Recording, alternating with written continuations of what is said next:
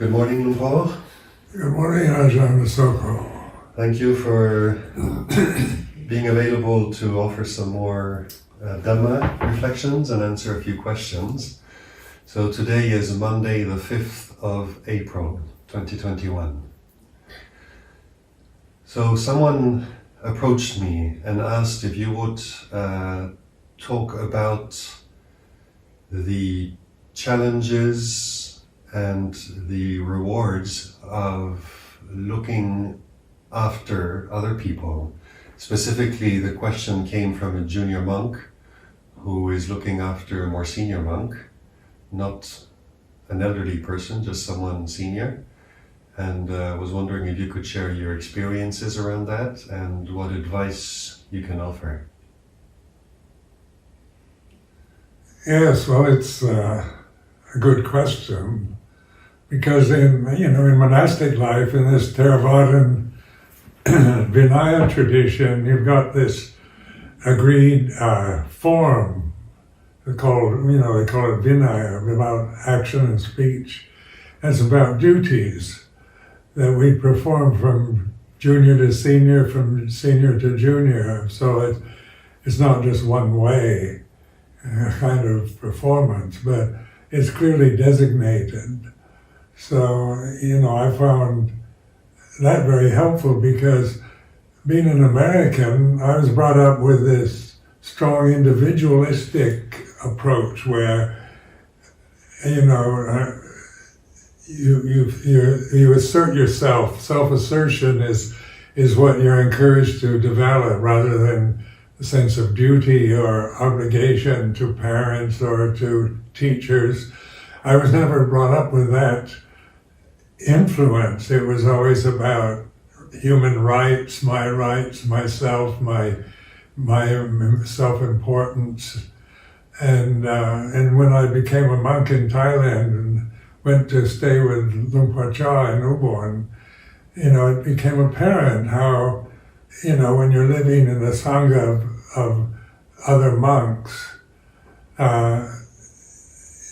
for like helping Lumpur Cha, caring for Lumpur Cha was always a delight, because you projected onto the senior monk, especially somebody as wise and charismatic as Ajahn Chah was, that you feel honored to kind of be able to help them in any way they need help, and perform your duties as a junior monk. It was no problem. But following several years later, I went to stay at a branch monastery with a senior monk who I didn't respect personally. And so I kept comparing him to Ajahn Chah, and then I could see my own personal reactions, like he's not worthy of my respect, and the kind of arrogance that I could become aware of through observing how I related to this senior monk that I personally looked down on and didn't approve of. And then the Vinaya, I helped clarify that through studying the Vinaya, the discipline, about duties of a junior monk to senior monk. It's nothing about whether you like them or agree with them, but it's clearly laid out the duties that a junior, newly ordained monk has toward the preceptor, towards the acharya, towards the teacher, towards the abbot of the monastery. And suddenly I began to see my own conceit and kind of arrogance, thinking that they have to be like Lumpur Cha for me to serve them properly. And I thought, that's really conceited, and I began to look at myself as someone who made that kind of judgment and believed it, and I didn't want to be like that. I didn't want to be arrogant and conceited. So I used the Vinaya as a way to the traditional form that laid down by the Buddha and the disciples of the Buddha thousands of years ago, and referred to that about duty, which has nothing to do with one's personal feelings about the senior monks or junior monks. So it's a way of watching yourself, how, to listen to yourself, even to your self-conceit, your own critical mind about what you think this monk is like and whether you respect him or don't respect him, or he's too fussy or too difficult or talks too much or doesn't pay much attention. All these are opportunities to observe these kind of habitual self-reactions to experience. And in this way I found the Vinaya very helpful, because you realized that even if the senior monk was not worthy of respect in any way, according to Vinaya, you still showed that respect in the proper way and helped in the dutiful ways that junior monk should. And I found a great joy in that, kind of relief that my life as a monk wasn't based on personal liking or disliking, approving or disapproving, but on a structure that I inherited through being ordained as a bhikkhu, as a fully ordained Buddhist monk, that I could use to reference experience with, to get to the roots of a lot of unrecognized arrogance and conceit that I didn't recognize when I was serving Luang Por Chah. Those kind of thoughts never occurred to me. So I encourage junior monks, senior monks to it's not a game we're playing in which we assume these roles and we have to play a game with each other, or we just have to blindly submit to discipline and seniority or our position in Sangha, but it's a way of referring to the present moment, to see the Sakya Ditti, the self-view, the ego that is latent and hidden sometimes in ordinary circumstances. So in the balance, and just to maybe broaden the scope of this question, so we started off looking at it in terms of junior monks helping to look after senior monks and the reciprocal duties. But you find this kind of dynamic as well in lay life, in any aspect of life, like between parents and children, between when the children are young, and there's maybe a sense of what we're owed or how people owe to behave, how my parents should be or how my children should be. But then also later in life, looking after elderly parents who start needing care. And we come up against these duties, one could call them, that one can perform to assist each other. And yet we've got all these human sides, human flaws, if we could call them that way, that are part of the picture too. So in the balance, what would you say is the reward? Like on one side, looking after Ajahn Chah is very rewarding because he was such a charismatic person. Looking after an incredibly sweet-natured mother can be very rewarding. But then it seems like you're talking about some other sense of satisfaction that you derive from taking on these challenges of looking at what arises in one's own heart when one is looking after someone that may be difficult to look after. How do you recognize the challenges, and how do you make it satisfying to address those challenges? Well, the same theory applies to lay life, because parents are our seniors, and you start, even people have all kinds of reactions to the suggestion of duties to parents. Duties are not highly regarded in modern life, in the modern world, materialistic worldview. But, just out of compassion and generosity, these are qualities to develop, and to do the best one can, and with those who are developing awareness with their daily lives, it's important to recognize the resentment you might feel having to look after a difficult parent. It's like this, you're not trying to perform duties just blindly out of some kind of blind sense of having to do it and kind of grit your teeth, grin and bear it attitude, but the opportunities to see hidden resentments, aversion that one might feel, or memories that might arise, we feel not loved or not properly taken care of by our parents. These are mental states that can arise when we feel we have a lot of love with our parents. It's much more easy to look after them. But difficult people are also, you learn a lot, really a lot from that, having to watch your own resentment, the feeling of these people endlessly demand or fussy about everything and you don't like it.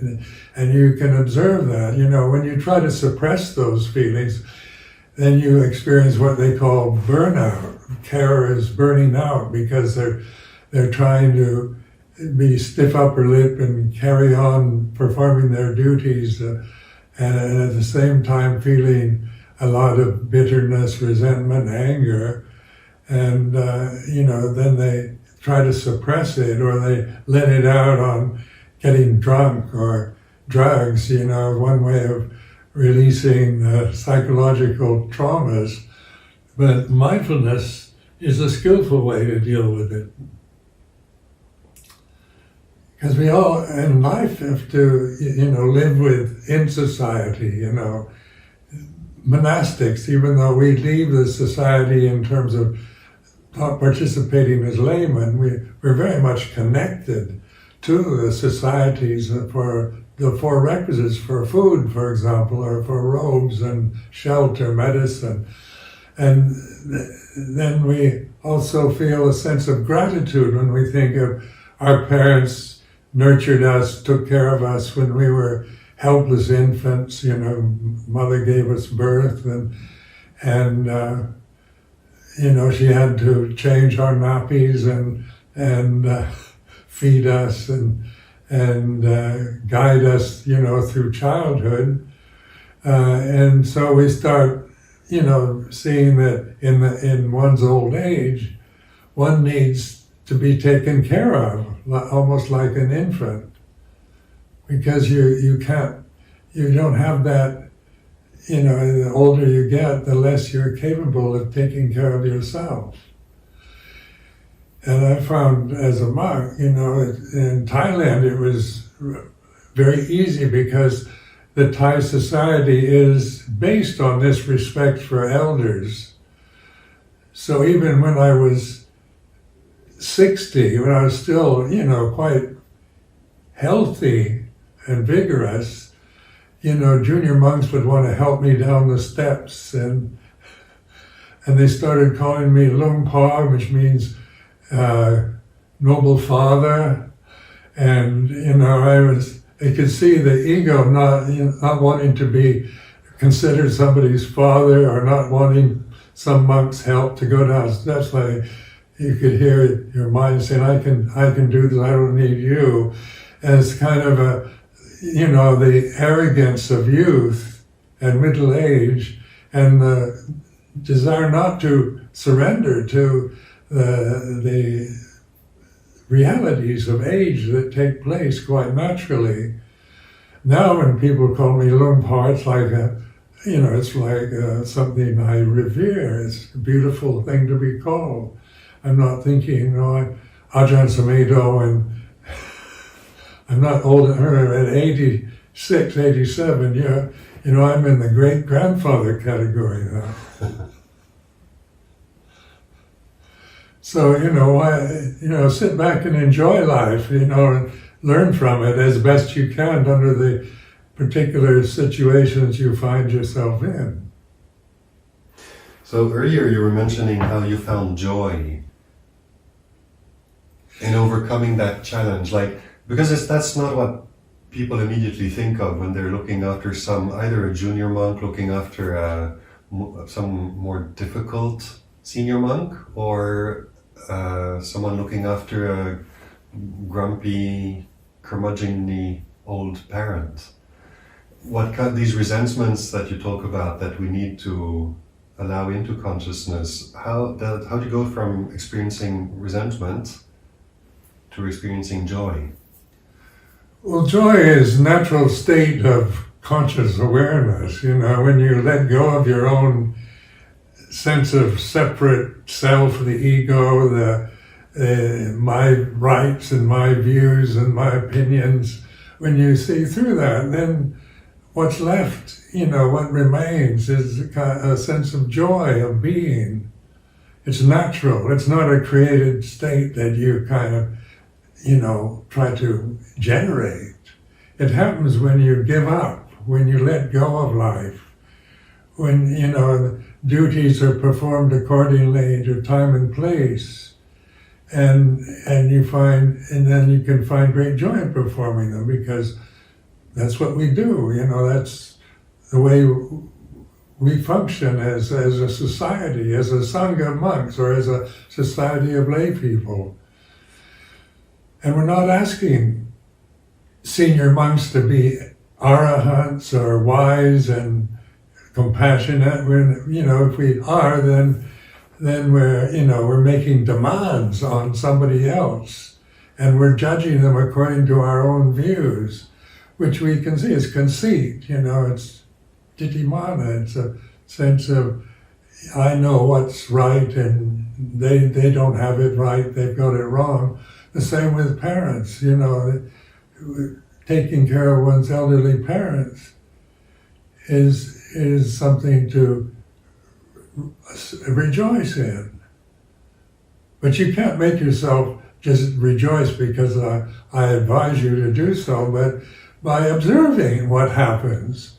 So you're not burning out with resentment, suppressed feelings and anger and resentment. You're accessing that, you're observing that, you're the witness to conceit, to self-conceit, self-views, clinging to opinions, and carrying resentments from the past into the present, and you're developing wisdom. Wisdom's guiding you rather than just a blind sense of duty and compulsion of having to do things because you feel you have to. It's got much more a sense of freedom and honor involved than in just performing one's duties, grin and bear it style.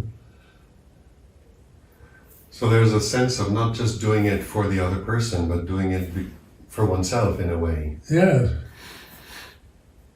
Works both ways. You find that you really appreciate, like being old, you really appreciate the consideration you get from younger people.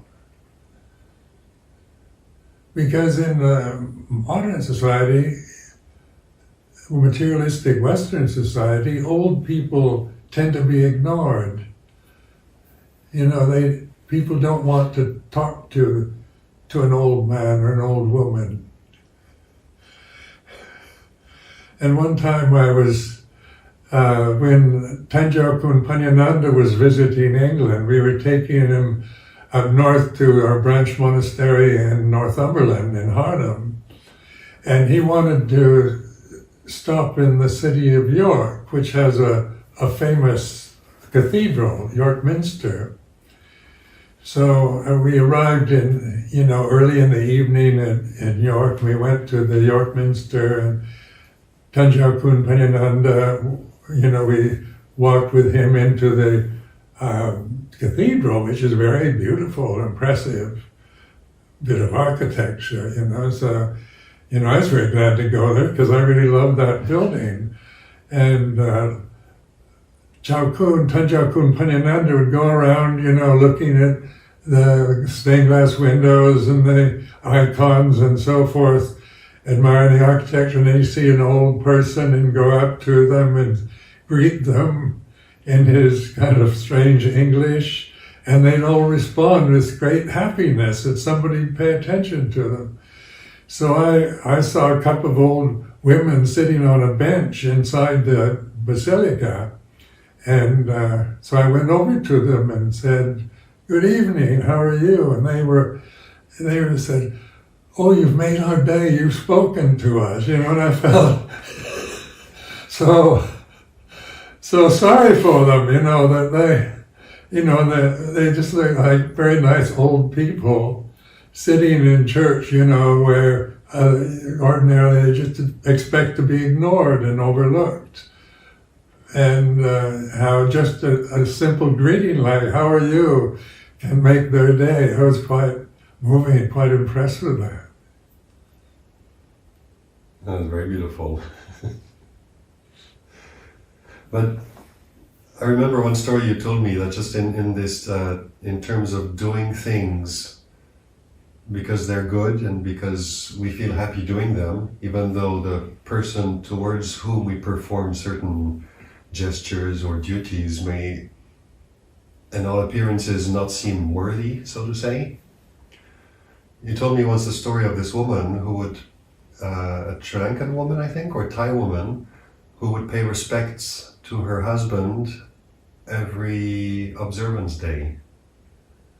And a husband who otherwise wasn't necessarily very faithful to her or didn't treat her very nicely. Yes, that was a story I read in a Thai magazine years ago, and it impressed me because in Thai culture, the old Buddhist culture in Thailand, the duties to wife to husband, husband to wife are clearly laid out. And a proper Thai woman, brought up in the traditional style, knows her duties and performs them. And this particular story was about a Thai woman whose husband was not very respectable and didn't treat her properly, had other women on the side, and his wife would every fortnight go and bow to him and ask for forgiveness, perform her duty to her husband.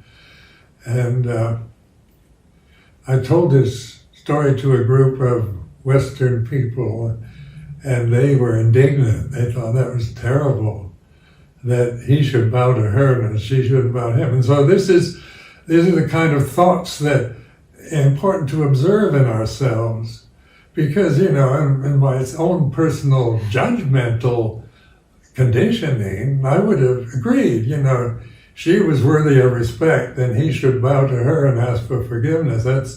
That's how it should be according to an ideal. But, I couldn't help but admire a woman who performed her duties with, a sense of integrity, not a sense of, just bowing down because of it's what you're supposed to do or because her husband expected it, but because she found great joy in doing what was right, considered right in her relationship to a husband that she probably didn't respect in terms of personal feelings. And so this is just a way of reflecting that, how personal relationships can be. And, in marital, nowadays it's about partnerships rather than husband and wife. And, the whole relationship has changed from duties to equality.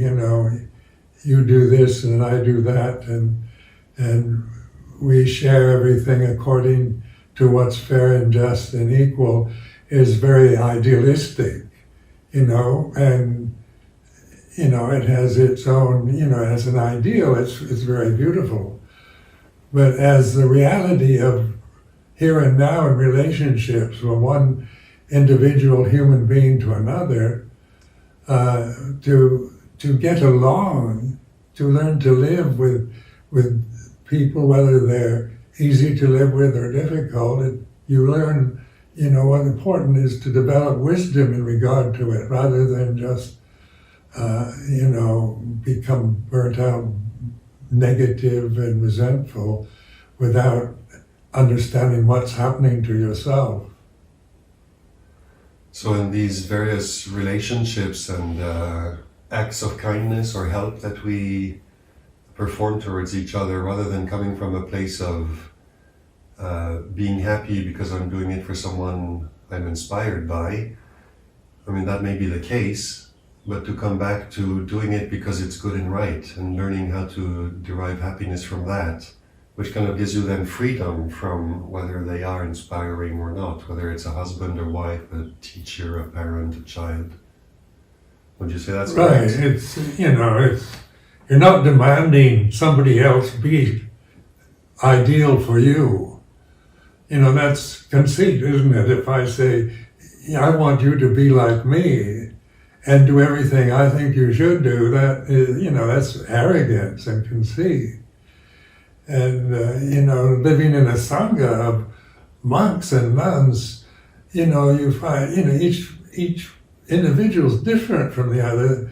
And I used to judge them by my own standards of what I held as right and good.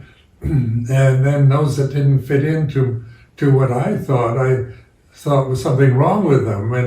And in the early days, I tried to adjust them to make them fit into my ideal monk or nun, and it didn't work.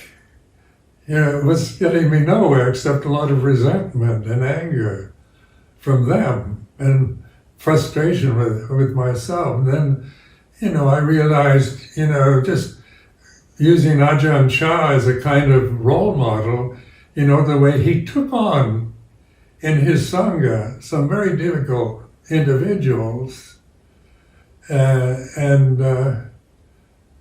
both in the nun section and in the monks.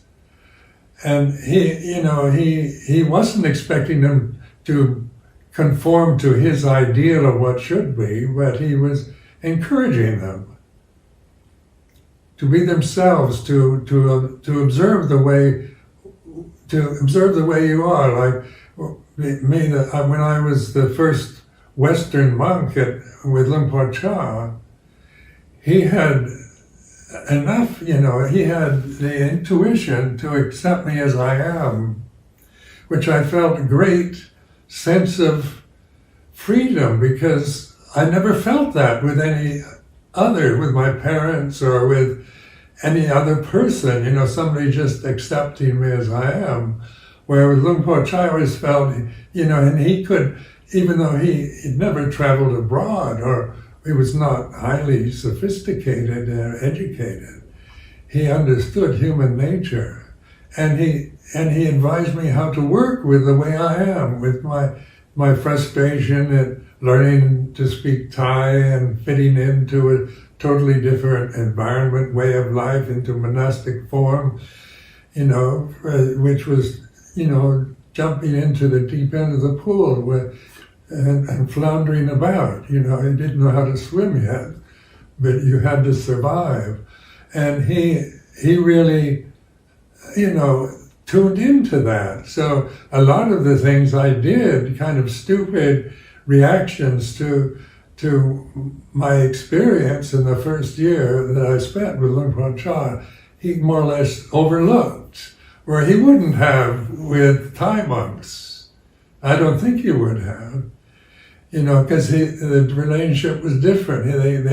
Their sense of themselves, their duties, their whole structure, moral structure was based on Buddhist precepts and Vinaya. So that was, that was taken for granted. But with the first Westerner, who never studied Vinaya or, had a lot of faith in Buddha Dhamma, I felt such admiration for the kind of humor and way he led me to reflect on my own reactions. He wasn't telling me how I should feel about things, that I should respect the senior monks, or that I should be selfless and give. He wasn't giving me all the advice that I was expecting, but encouraged me to observe what I was actually feeling, the kind of resentment or frustration that was quite common in the first year when you don't know what's happening most of the time.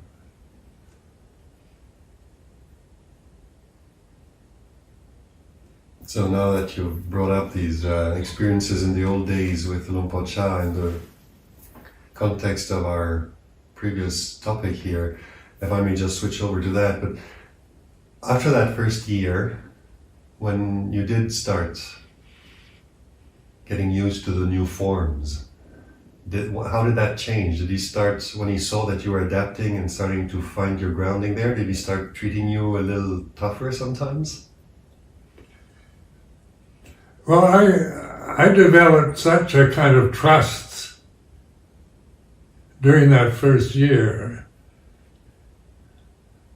that I was prepared for whatever he was going to, I trusted it, that even if he scolded me or insulted me, that I would, I'd see that as something to look at, to my own embarrassment or resentment. I knew how to use my conditioning, how to observe it, and the way Luang Por Chah taught meditation. I could observe myself, my reactions to things, my conceit, my American conditioning.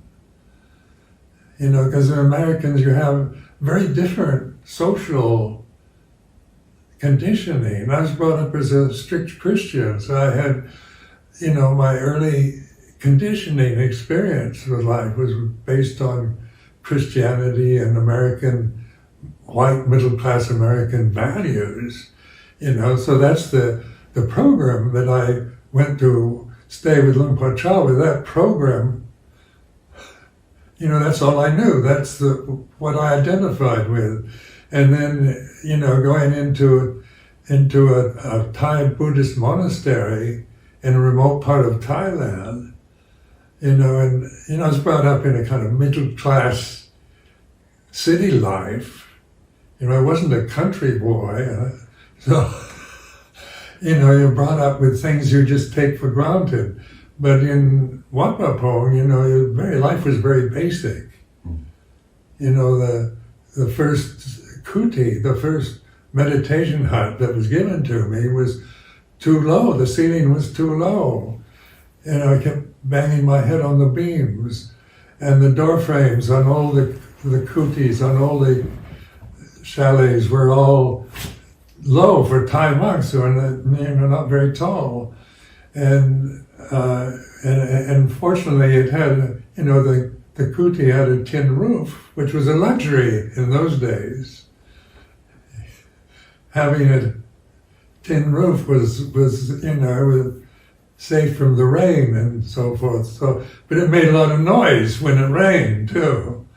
So in sleeping on a brass mat on a bare wooden floor.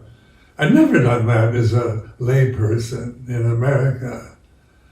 So I learned to adjust to, and it wasn't, I quite enjoyed it because I found out, a lot of things where I thought absolutely necessary were unnecessary.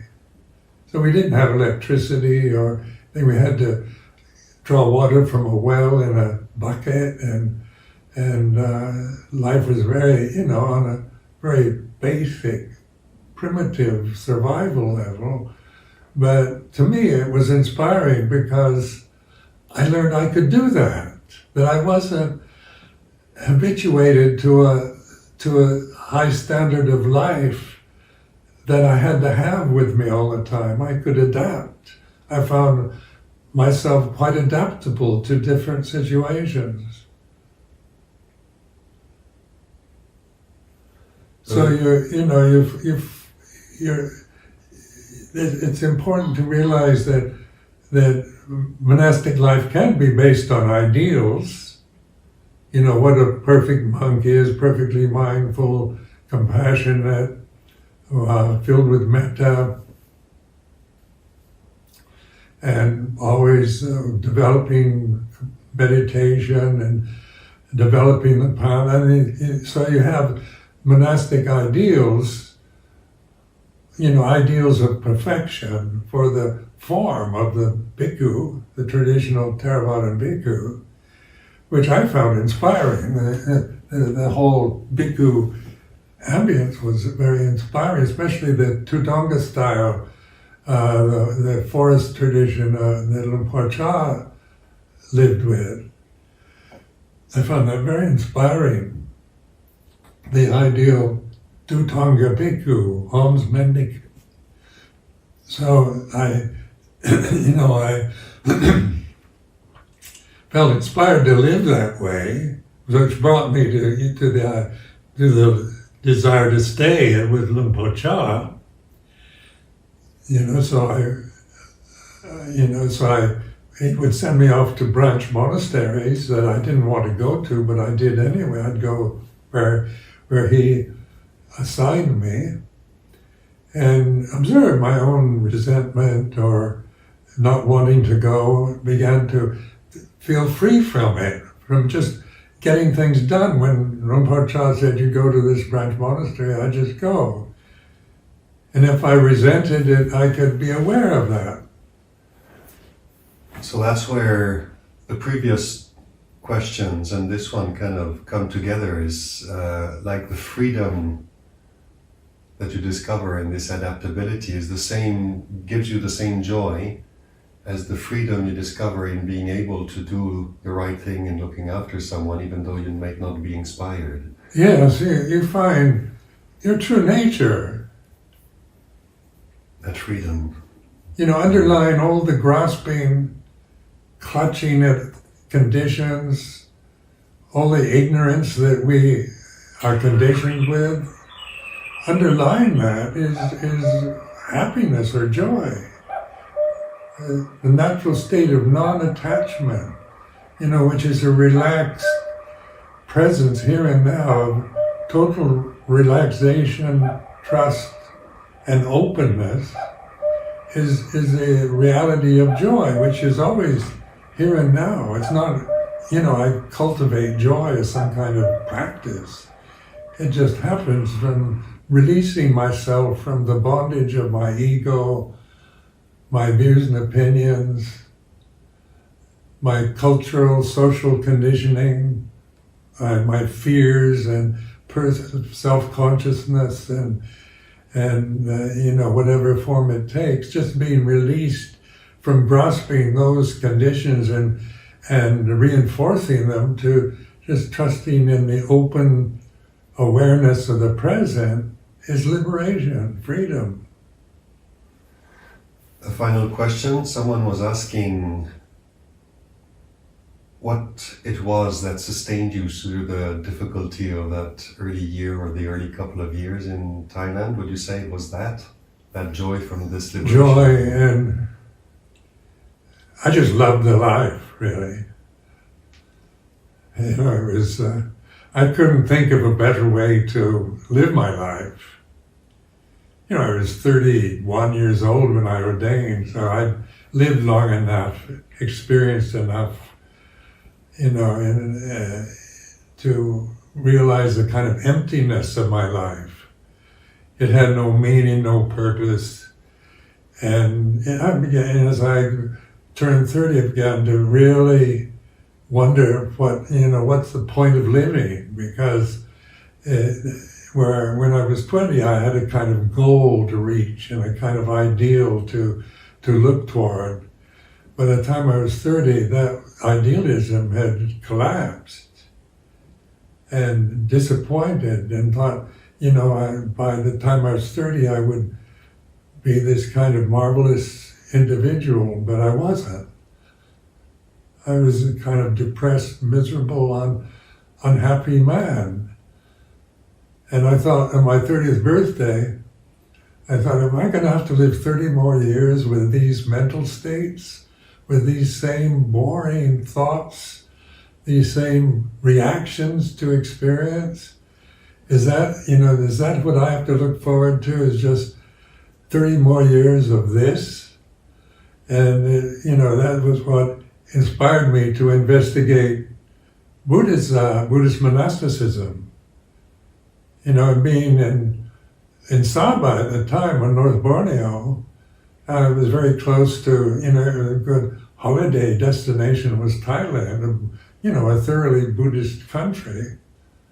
And I was impressed, I'd never been in a real Buddhist country before, where the king and 95% of the population were Theravada Buddhists.